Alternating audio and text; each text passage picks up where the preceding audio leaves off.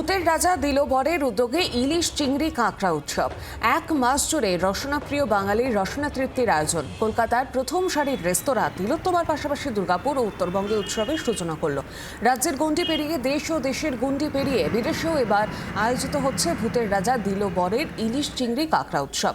Bengaluru, America এবং ব্রিটেনের সংস্থার শাখাতে উৎসব শুরু হলো। যাদবপুর শাখায় উৎসবের উদ্বোধন করেন সংস্থার কর্ণধার ও প্রধান পৃষ্ঠপোষক শ্রী রাজীব পাল এবং বিশিষ্ট নৃত্যশিল্পী শ্রীনন্দা শঙ্কর। আর এই উপলক্ষে ইলিশ, চিংড়ি ও কাঁকড়ার নানা আকর্ষণীয় ও রসনা তৃপ্তিকর পদ পরিবেশন করা হয়।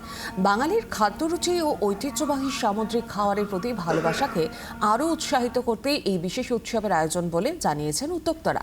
উৎসবকে ঘিরে ব্যাপক সাড়া মিলেছে। ইতিমধ্যেই দেশ বিদেশ ক্রেতাদের বুকিং সম্পূর্ণ হয়ে গিয়েছে। আর প্রতি বছরের মতো এবছরও আমাদের ভূতের রাজা দিলবরে ইলিশ চিংড়ি উৎসব শুরু হচ্ছে।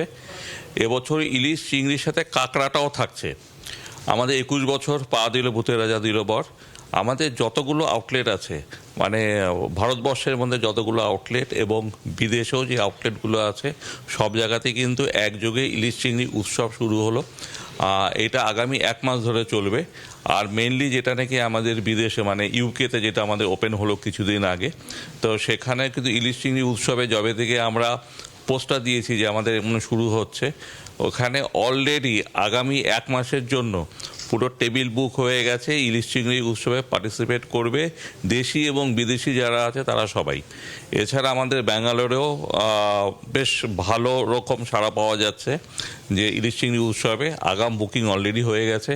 এবং আমাদের পশ্চিমবঙ্গে যে কটা ভূতের রাজা দিলবর আছে, মোট 19টা আছে, সেখানেও কিন্তু আজকে থেকে শুরু হয়ে যাচ্ছে এই ইলিশ চিংড়ি উৎসব। এই রেস্টুরেন্টটা না আমার বাড়ি হয়ে গেছে।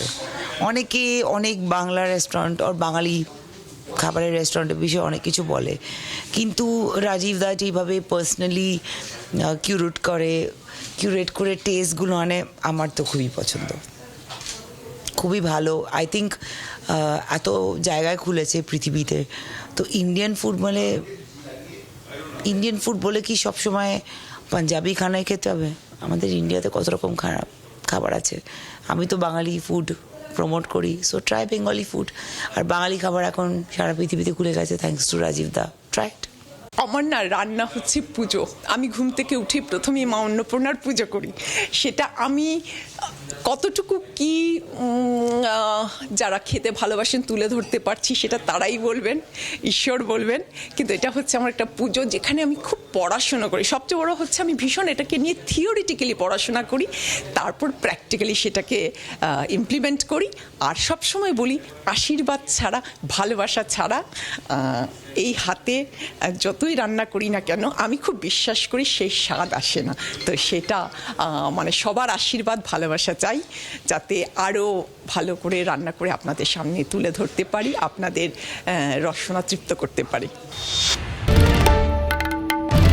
বাংলার আওয়াজ, বাঙালির আবেগ, জি 24 ঘন্টা।